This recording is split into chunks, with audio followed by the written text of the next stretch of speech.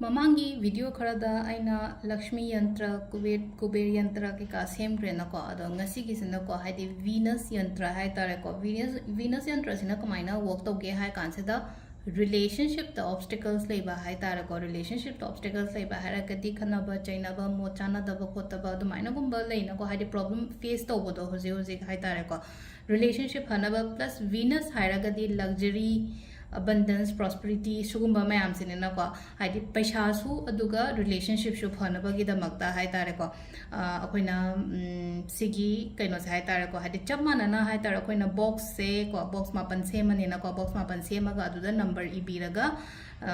kaino tawraga haidi sigi che se ko aina kaino da hapadamne ko aigi money bag ta kaida hai tare ko aigi purse ta hapio sigi pot se ko ado quite first ta akoina tawgadam se kaino tawpira se ko haipetang dum sidai dum gi ege ko rafoina ko kolom angang bam lobira se ko haidi che se paper se red natraga kaino gumba tawbiro pink kumba hai tare ko red or pink ani sigi manungda ama dum tawi be are ko ado sida aina box kalkhanse mapan yekpiro ko sida leire ko ado igadabo number se kai kai no hai kan se da akoina sida idoi se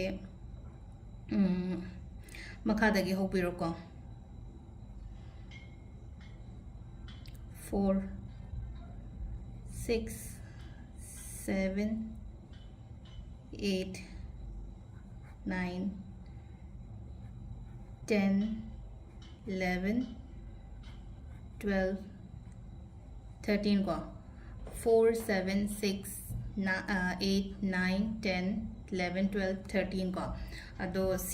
se koina haidi number di ibire ko sumaina haidi number se apeta screenshot logiro ko si sa aduga sida koigi ko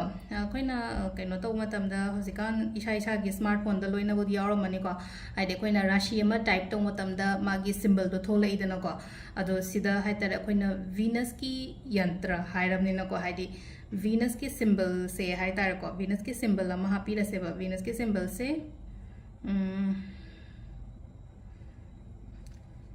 sisi ne ko sise ain akoina sida makha da yek piro ba sida venus ki symbol se silere ko venus ki symbol se ye ani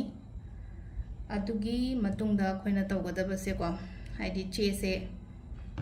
hold tawraga ngatang khanbiro ko haidi visualize tawra se ba haidi che se thupsal le dana ko haidi sida ina sticky lo be khatang nappe ko dum cham ba dum keno logis lobiro ko sida am ko thupsal adi amung na friend is maina natraga som site dum saina keno tawra ge ko ado sigi pot sai tare ko khatang haide cleanse to bio ko cleanse to ba haira kadi kamaina no hai ka sida dup